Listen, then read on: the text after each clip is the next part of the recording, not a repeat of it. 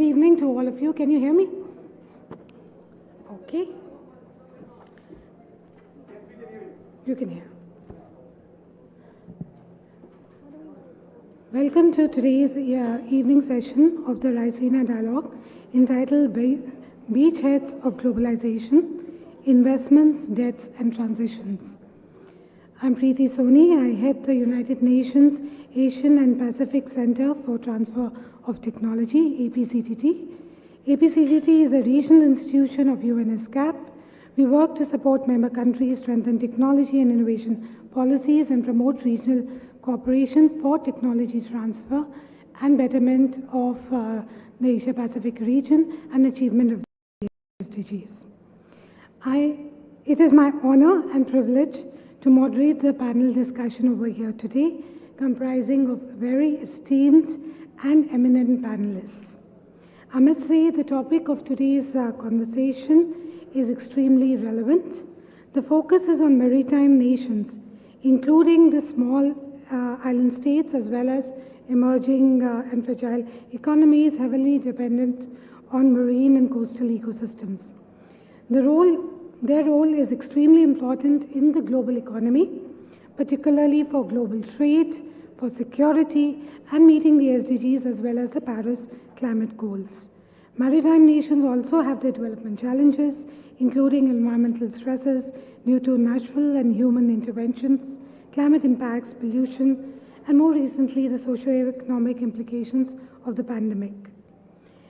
Given these, the nations are extremely important and instrumental in shaping the new low-carbon, or if I may say, low-emission and resilient development strategies and economic transitions, while dealing with the increasing cost of adaptation, and some of them also with increasing debt burdens due to different issues, including the recent COVID pandemic. The role of global partnerships, financial flows, coalitions in this regard will be very important in shaping these transitions.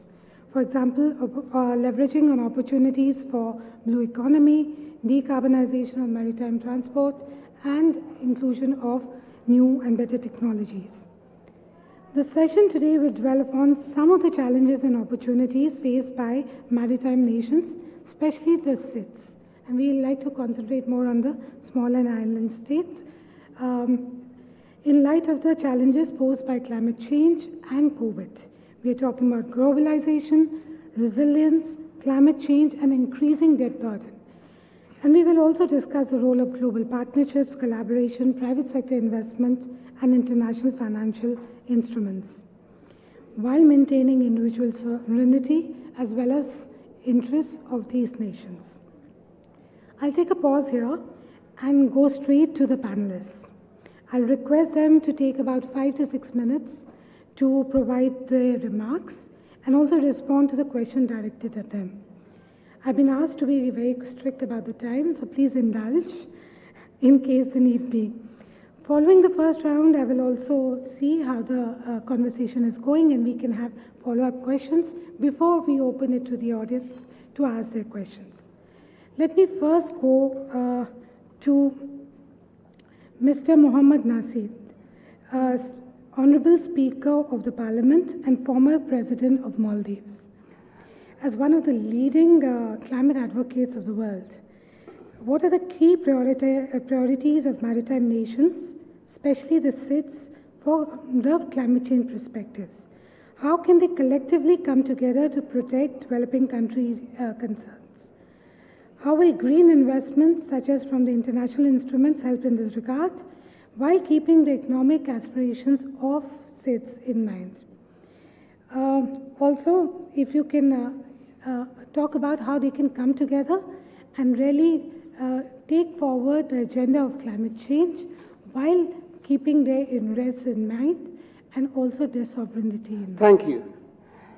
Thank you very much. And first, it's lovely to be here in Delhi and joining the Raisina dialogue. The blue economy and the oceans, they have the first impact. They are facing the first impacts of climate change. Firstly, the acidification and therefore of the ocean, increased temperature, and therefore the impact that it has on the biodiversity. In the Maldives, for instance, our coral reefs are dying, they are bleaching. Our islands are there, the foundation of the islands are coral. And when the coral dies, we die. And when the coral dies, it also acts as a barrier against erosion. So the islands start eroding. When the coral die, we lose our biodiversity, therefore fishing goes down. And so we lose livelihood. When the coral dies, actually we die with it. This is a huge challenge on us. We've done nothing to create this situation at all. Now, how do we then overcome, or is it possible for us to adapt to this level where we can survive while the rest of the world goes business as usual? I don't think so. If we think that it is 30 years down the line that we are going to become carbon neutral, we don't have a conversation. There's no point talking about it. We will not exist. We will not be around. So climate change is very real, and it is happening now, and we must attend to it immediately. Now, in terms of how do we use the existing resources that we have, especially the blue resources that we have? Now, fishing. Maldives is a big fishing nation. We have 26,000 people going out fishing every morning. We catch fish one by one. We do not per se.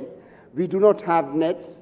We do it pole and line, and we catch 250,000 tons of fish through pole and line. So there is no byproduct. We are not touching on any of the dolphins or turtles or any other such thing. And we get a very good return out of our fishing industry. Unfortunately, a number of islands have rented out their seas and brought in huge trawlers, and they are they are dragging the whole of the bed of the ocean. Now that is going to have a big impact. Now in the Indian Ocean Tuna Conference, for instance, on this feels that they should limit tuna catch. We also believe that, but I think we should regulate fishing methods. The world must come around and understand that it is not possible to go on fishing with nets. We must fish one by one. Now, I also would like to bring a point of debt. Most of our countries are very, very, very debt-ridden. And bulk of these debts and the assets created by the debts are not equal. The lender, and I must say this, China has lent us a lot of money, but they have intentionally increased the prices of these projects so that the business plan fails. And we can never pay back the money from these assets. If you evaluate the assets that we have and the debt we have, the assets are a third of the debt. And it will be impossible for any one of us to actually get the appropriate yield to pay back the debt. So then we fall into a debt trap. And when we do that, they ask for equity, and with equity, we lose sovereignty, and we lose control. I think it is very important that the international community understands what is happening to a number of countries. It's very worrying what is happening in Sri Lanka. All climate vulnerable countries are debt-ridden, and if, for instance, Sri Lanka has another disaster this June, and the way things are going, it is likely, then it would be very, very, very difficult for them to overcome that while they have all this debt. Now, we are spending more than 30% of our budget on adaptation. And this is money that we have to spend on schools, we have to spend on healthcare, we have to spend on housing, but we are putting all this money into adaptation. And on top of adaptation, we have to pay back the debt, and we are spending another 30% of our budget on debt repayment. This is really, really unsustainable. And we are walking with our eyes closed into a disaster. So what can the world do to ensure that the nations, such as those which are really drought-stricken, are also given new investments and look for preserving their assets, and they are not left to fend for themselves? How can global coalitions or partnership work in this regard? And can these countries also carve out their own direction and look after their interests? What is your experience in the Maldives? And if you can base it on your previous experience, it will be very well. For instance, if you take the housing projects, now it's 7,000 homes built at extremely high prices. Usually, it's about 1,900 rupiah for a square feet to build. Usually, it's about 900 rupiah to build a square feet, and it's luxury apartments. These things had cost us 1,900 rupiah a square feet, and therefore it would now then we have to subsidize the flats, because these are low cost housing. No one is going to be able to pay anything above 5,000-6,000 rupiah. So the government would have to subsidize the rest of it, and that is the people's money that we collect through other taxes. So this is a very, very sad affair, and I believe that the international community can evaluate, can try to understand what has happened, and be more transparent when you give your money, when you part with your money. What has happened in the Maldives is they came with the money, they came with the people, they came with the material, and they gave us a bill. And this bill is far higher than we can ever pay from that asset. So I believe that we have to restructure these debts. There has to be a haircut. There has to be a new interest rate. There has to be a new grace period. This is not only for Sri Lanka. Guyana needs that. Seychelles needs that. Maldives needs it. Everyone needs it. I think we are in a big problem, and I believe that these things cannot be neglected, and it has to be attended now.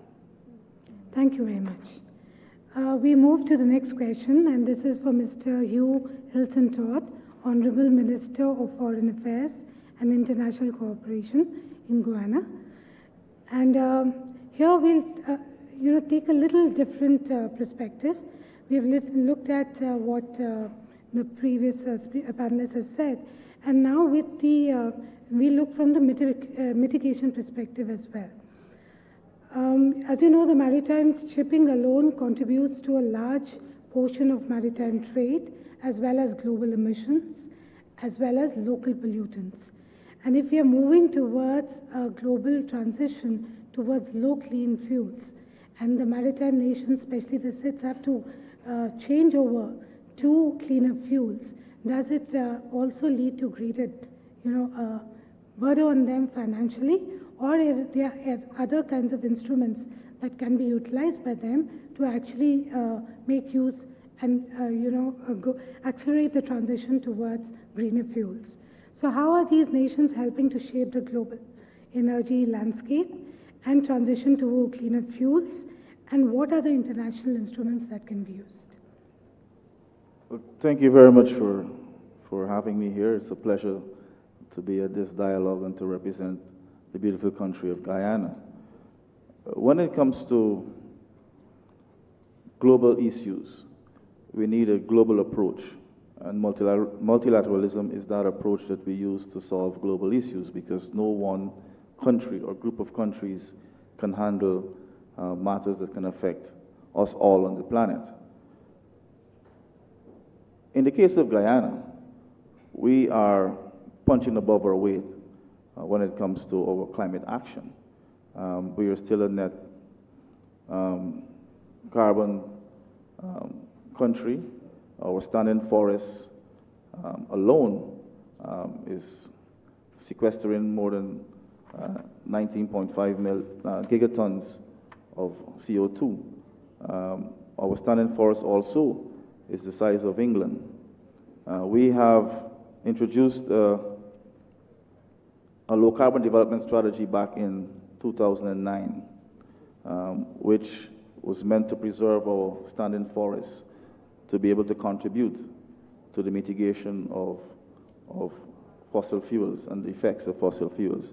And we've expanded that framework to add the blue economy as well as to cater for our emerging oil and gas sector. So we've been doing a lot of work at the national level. We've committed wholeheartedly to the Millennium Development Goals, which was extended to the Sustainable Development Goals 2030. So we've fully committed to that, also with the environmental aspect that is enshrined in that document. When we look at global trade itself, and we know that globalization takes various forms. We've had the globalization in terms of politics, with the democratization of a lot of the world's economies back in the 80s and 90s, in Africa, Latin America, as well as in the East. We've had the globalization of economics, and then you have also cultural globalization. But the focus really here is on the economic form of globalization, which is beyond any country or firm. If you go back to 1990, the global GDP was just about $23 trillion. If you look at 2020, the global GDP, $85 trillion. When you look at the countries that benefited from economic globalization, it's the G20 countries, primarily. One small state is included in that, and that's Luxembourg. And they have a different political and economic history as compared to the other small states who were colonized, who've moved into independence back in the 1940s. So we have been straddled with deficiencies from the time we became independent. The world has moved on, and we have to catch up. We have had to deal with the Bretton Woods financial institutions, whose prescriptions don't really help you.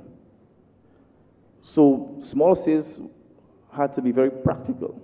So when we talk about China lending monies, you go back to 2009, 2010, China lent more money to the world's economies than the World Bank itself.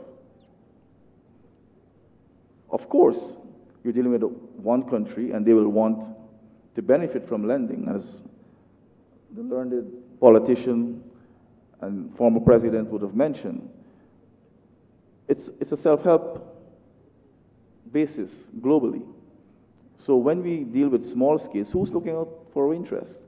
We still can't get special and differential treatment. Right? We still have to deal with the competitiveness in global trade.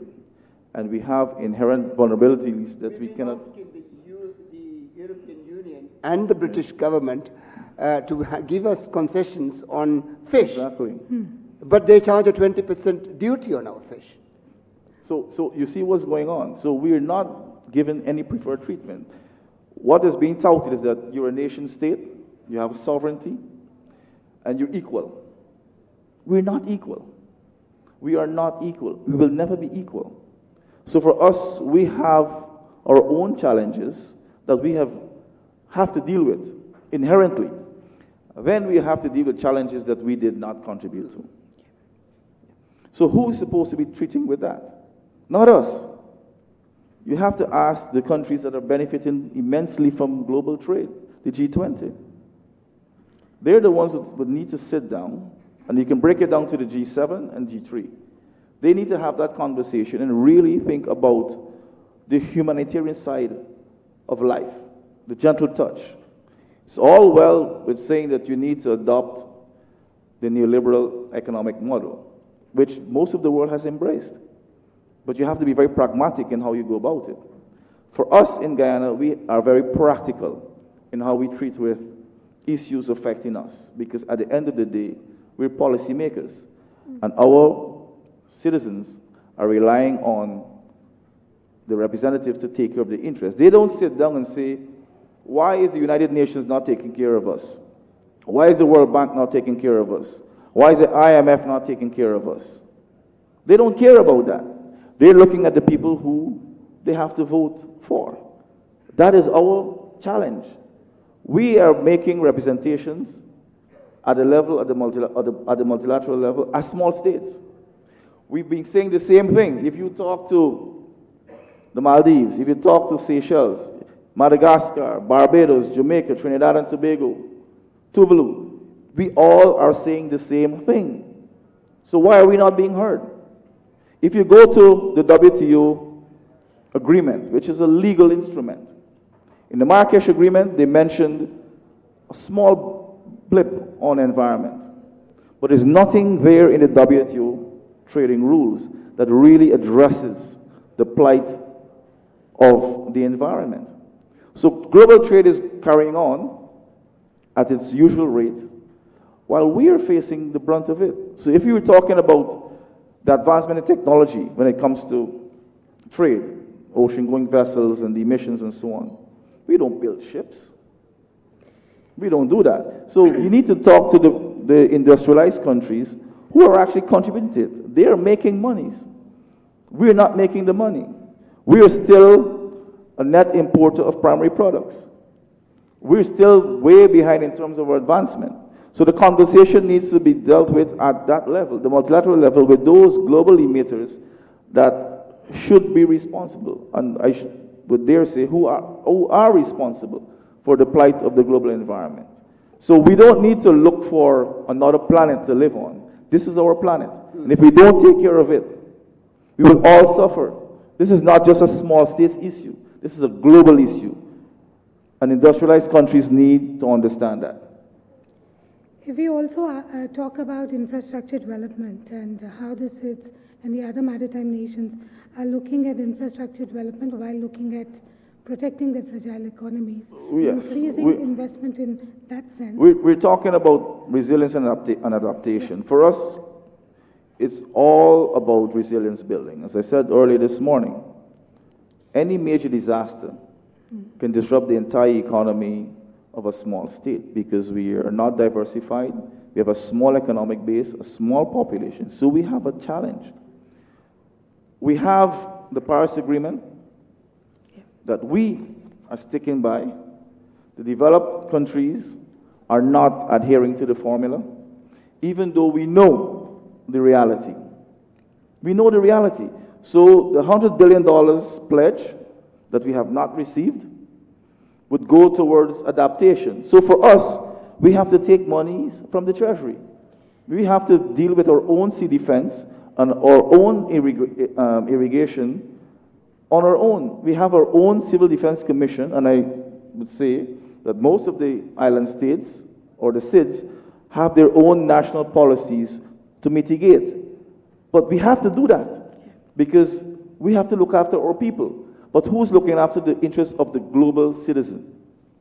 That's the question we have to ask. And we know where the answer should be. And very quickly, if we just talk about the private sector in this whole globalization and interconnectedness, what will you have to say in very little briefly? The private sector? There's always a partnership between the private sector and government. Yes? The private sector is concerned with ensuring that their shareholders are happy. They're there to make a profit.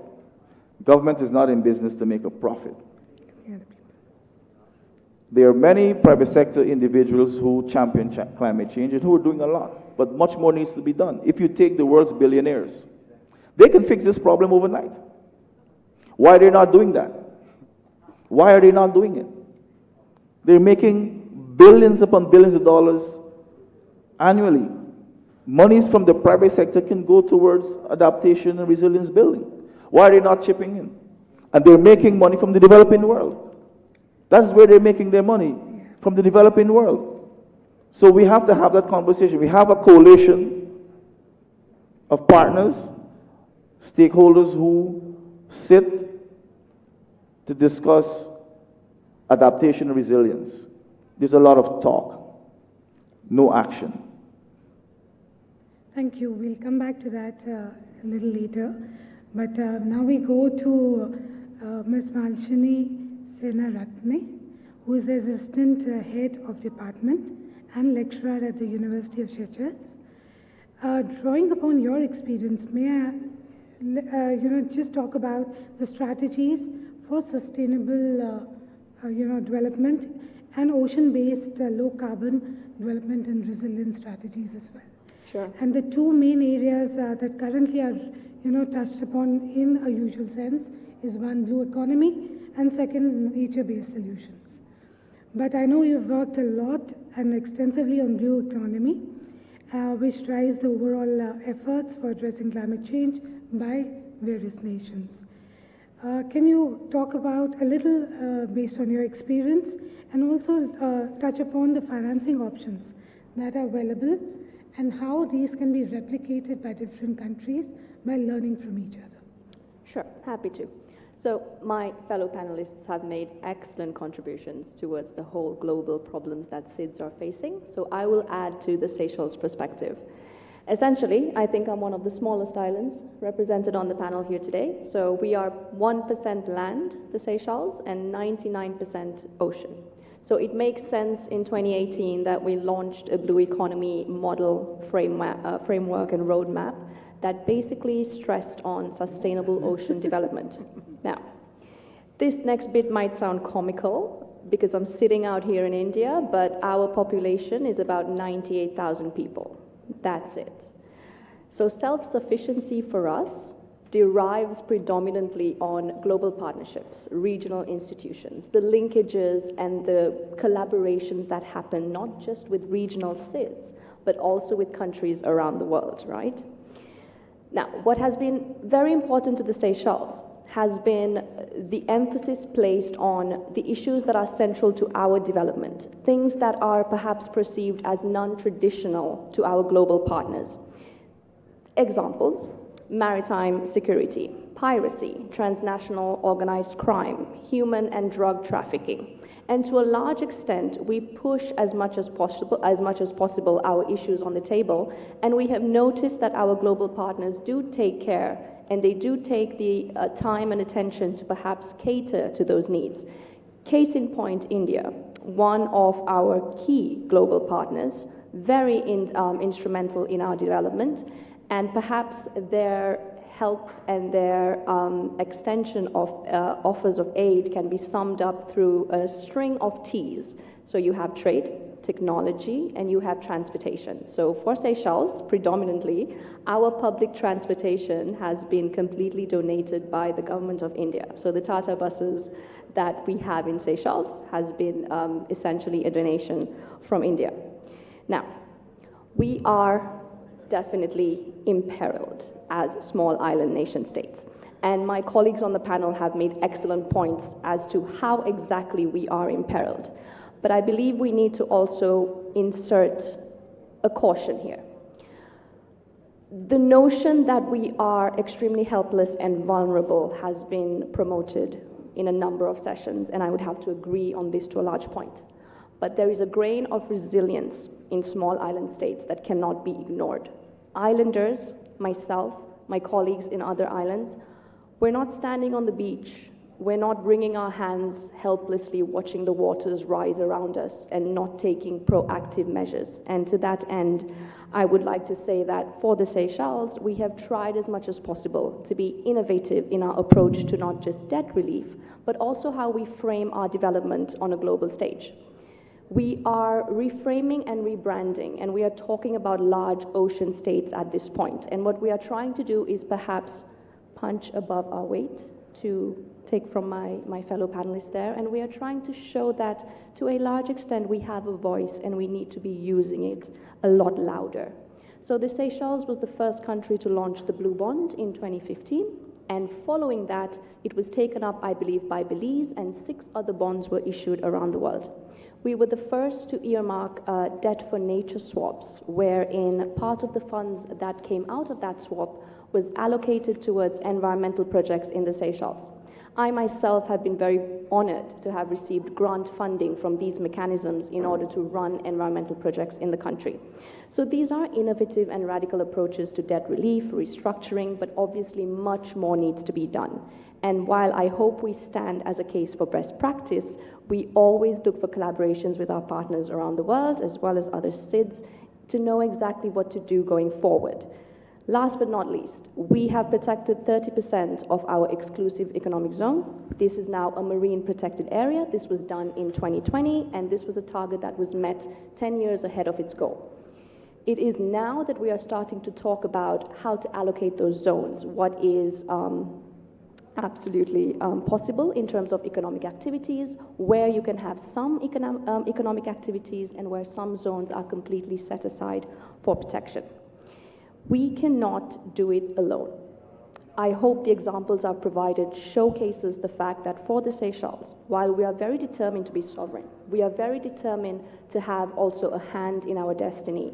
But that ability depends on how well we diversify our economic bases, because to a large extent, we rely on tourism and fisheries. That's it. And in COVID, those two pillars simply cratered. To put it simply, tourists and tuna is not going to cut it in the future. So our concerns, while they might seem very small time and small island, are not.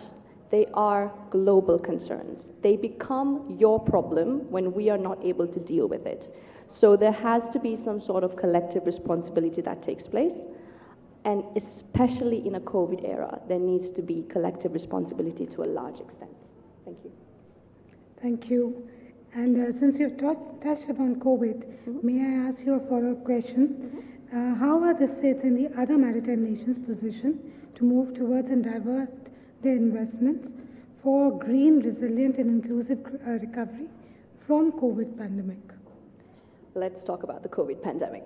I keep telling people at the conference that there was no nicer place to ride out a pandemic than a tropical island, but it was tough. We essentially saw our GDP go down to, I believe, minus 13% in 2020. We missed, or we could have done so much better to pivot away from our economic basis of tourism and fisheries. We could have, and we tried to invest into agriculture, mariculture, aquaculture. However, I believe that the low-hanging fruit, that is tourism, was what we immediately went back to, because that is the sector that is the most developed on the island, and therein it was the sector that could possibly help us recover a lot quickly.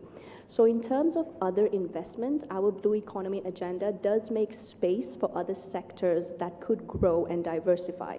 We also have blue carbon that is coming up in terms of discussions, because the Seychelles apparently has one of the largest seagrass meadows in the Western Indian Ocean.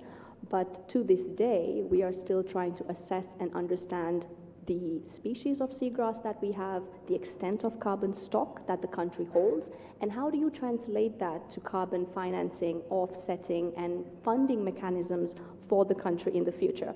It is very early days, but there are opportunities and avenues, I believe, that exist towards that line. Also, perhaps a little bit more of a controversial subject, we also have hydrocarbon that is part of and identified as Seychelles' blue economy.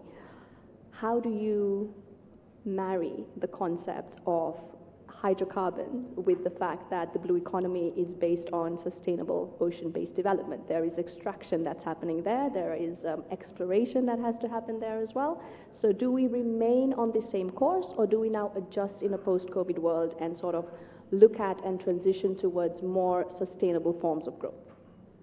Thank you very much. We now go to Mr. Sayeed. He is the Honorable Secretary, Ministry of External Affairs in India, last but not the least. So based on your experience working with in different states and other countries, I would like to ask you a question pertaining to India. And now you've also heard the different panelists. India has a long coastline and it's doing a lot in terms of maritime issues. We have the Maritime Vision, we have the Coastal Mission, which looks at sustainable growth. And we also are moving towards a green and sustainable maritime infrastructure, looking at green ports and renewables as the focus, as well as resilience. But having said that, we are also looking at partnerships with different maritime nations, including with SIDS. And there is a lot of good lessons that have been cited where these partnerships have really worked. So I would like to ask you, what is the development model that India has, and what are you doing differently from other models that has worked in this case? If you can touch. Thank you. At least first going to Seychelles, where I also served as the India's High Commissioner, and listening to my fellow panelists, I was a personal witness to the developments in Seychelles, especially in the blue economy, and you're pioneers of blue economy because you launched the blue economy department in 2015 and led the way, so to say, and then coming up with this blue bonds and, of course, in terms of, as far as India is concerned, it has extended its support for development projects that support sustainable development, such as safe drinking water, renewable energy, encouragement is giving to innovative technologies and climate-friendly investment. And of course, in the maritime countries, we have also been focusing on carrying out EEZ surveys, hydrographic surveys, anti-piracy operations, because it's very important to control the illegal fishing, because the economy of these nations depend on the fishing, and so on, the coastal radar systems and so on and so forth. This is, of course, as part of the Indian maritime doctrine of Sagar, which is the security and growth for all in the region. Now, I would say that I would take you to the address of Prime Minister Narendra Modi to Ugandan Parliament way back in 2018, in which he laid out 10 principles for working with the developmental partners, particularly in Africa and other countries. And one principle was that, and I quote that, he said, our partnership will address the challenge of climate change. We'll work with Africa to ensure just international climate order, to preserve our biodiversity and adopt clean and efficient energy. So that is our commitment for the, as far as the, the climate change is concerned. But you asked about how different is India's model with the other models. Now, we as a nation, our ethos, we believe that we should share our knowledge and resources. Our concept of one world, which takes from the Mahatma Gandhi's concept of one world, Vasudhaiva Kutumbakam. So whatever we have, we should share with others. That has been our tradition. And we had started this almost immediately after our independence. In 1948, India financed loans to Myanmar. In 51, it had provided assistance to Nepal across various developmental sectors like health, disaster relief, and so on and so forth. The basic ethos of our essence of our Indian development partnership is that it is demand-driven, human-centric, and it is a partnership among equals, and it is guided by the developmental priorities of our partners, and there are no conditionalities, as one of the co-panelists mentioned about, as far as some countries are concerned. And then it is basically, it's a transformational in approach. And what we do, there are several instruments which we use. Just to name a few, we have the concessional lines of credit with low rates of interest, long repayment and moratorium, grants in aid. Capacity building is an inherent aspect of our developmental partnership, technical assistance. Here I would also like to specifically mention about the high impact community development projects, which are very useful, which we have found it very useful in, particularly in Seychelles, where I had also been instrumental in implementing some of this, because they go to the grassroots level. These are the projects which are identified by the local communities, and they decide the priority, what it should be. It could be agriculture, irrigation, or small roads, or whatever it is. And of course, India has also been involved in regional connectivity projects, partnering with regional organizations in Africa like ECOWAS, SADC, and others. Now, the inherent difference between India and the other models is that, as I said, India depends, on the develops this partnership model basically as a partner. But some of the models, like for example the OECD DAC model, is basically kind of a aid kind of a model. So there is a donor-recipient relationship. We don't have that. We believe in the idea of equal relations between sovereign partners. So this is an inherent difference. And equal partners irrespective of the size of the country or the population or the economic might. So it is not just doling out some money to nations which require it, but rather a partnership for peace and prosperity. This is what we believe in. And also, our model is inherently different from the exploitative debt trap diplomacy, which one of the speakers talked about. We don't kind of offer a heavy debt-funded infrastructure, and then the problems which may arise there. Basically, it is a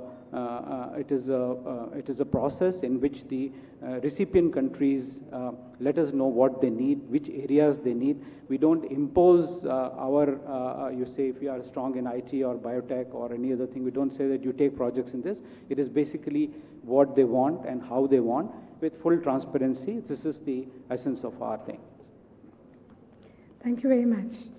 And I also wanted to ask about the innovative technologies and investments in research, because a lot of times it's also heard that we have to invest a lot more in the new technologies and resilient technologies while meeting the needs of different maritime nations as well as the SIDS. And how, while we are doing this collaboration and investing in infrastructure development, is there also a mechanism to promote investments in R&D and innovative technology? Yes, I think because you see, as part of our developmental cooperation partnership, the large emphasis is also given to the private sector, which could explore opportunities in these areas. And also, what we are trying to do is also link institutions of higher learning in India with partner institutions in other countries, so they can engage in research. We have programs with universities across the world. We also had programs in Seychelles as well as in other countries. So this is an inherent element where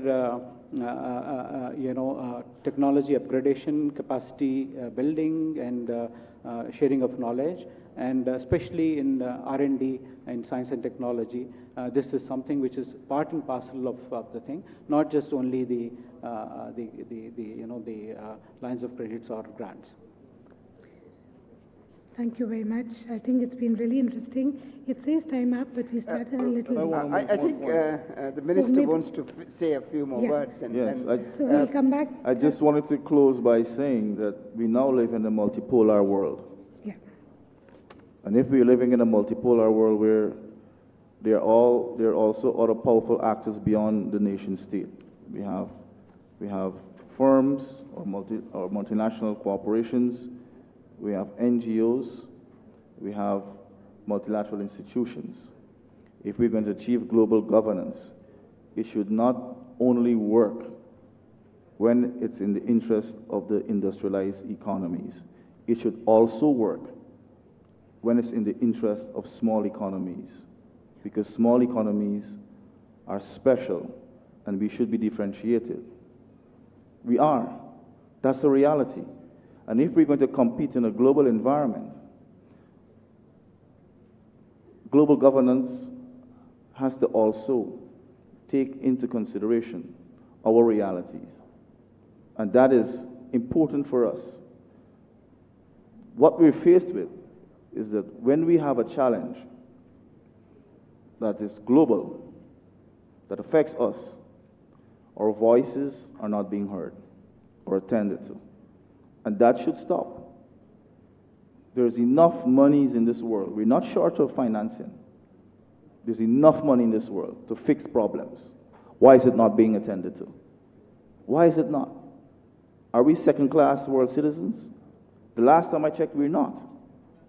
We're human beings. We live on the same planet. And this is our planet, and if we're going to preserve it only for a few, it doesn't make any sense, because it's going to affect us all. If we disturb Mother Nature, it's going to come back to affect all of us. And we have to be cognizant of that fact and treat with it the way it should be treated. The literature that speaks to small states as dependent on foreign aid, foreign investment, migration, and remittance, that is no longer sustainable for us. We have to compete. The world runs on trade and commerce. And for us to do that, we have to be also treated fairly. That's all we're asking for. Equitable treatment. We don't want any special treatment. We just want to ensure that our challenges are being met, and the challenges oftentimes are not of our creation. Full stop. If I may, on how small islands or someone else would go about on this energy transfer issue.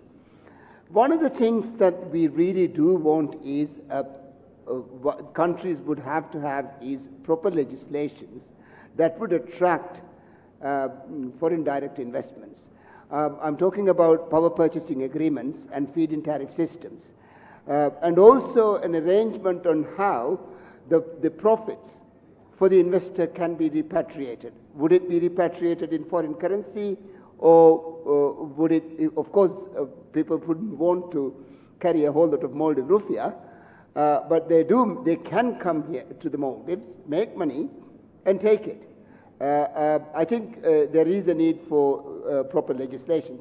And also there is a reluctance on part of big investors to come because we have a coup every other day.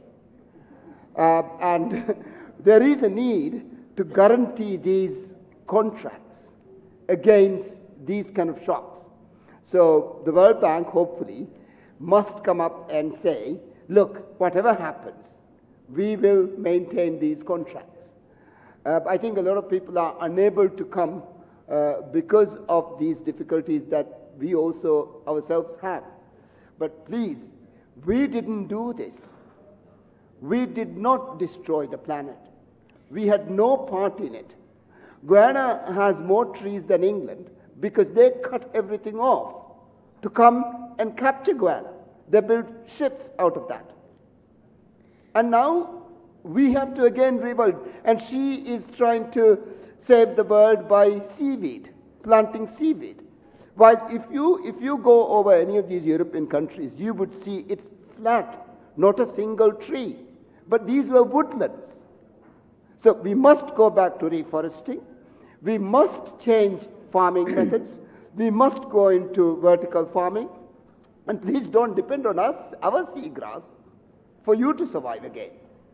Yes, we do have seagrass. And yes, ocean is a big sink. And it can sink a lot of carbon. But you need to plant trees. Thank you. Thank you. Any last comments from both of you? But I think Sameer is asking us to close. We actually, you can. Last comments are fine. I don't want to take the mic away from you. So if you have last comments, Malshini or... I'll take the final comment. Yeah. 1.5 or stay alive. I think that is something that we all need to think about as we close this panel out. The response to seagrass, I would like to address as well. Blue carbon stock and perhaps the ability to finance through blue carbon stock remains a very viable option. We are absolutely for reforestation, but we also have to consider new and futuristic methods of perhaps addressing and using the assets that we've already got. That being said, it remains a collective responsibility. So absolutely, we are not net emitters of carbon. We are absorbing much of the world's carbon, and it remains a collective responsibility in a post-COVID era, how we manage the situation in the future. Thank you. Mr. Sayeed, any? I think I echo that, and as we said, we really work together with our partners, especially our philosophy is to work on the basis of equality, what the speakers have said, that our model of cooperation talks about, nations as equal partners. So as you see, then all the successful models which we all have. And I think it is as far as the climate change is concerned, definitely it is a collective responsibility, and it is also the responsibility of those who have actually developed at the expense of other nations. And now I think it is time for nations like India and others to also expect the developed world to kind of share their responsibility with us. So that's the essence of it. Thank you so much. It is collective responsibility to address collective challenges, and it is also for the like-minded countries to come together to make their voices heard, to embark on green recovery and resilient infrastructure. Having said that, I'm really sorry that we didn't have time for time for questions, but it was an intriguing discussion here, and I hope you enjoyed it.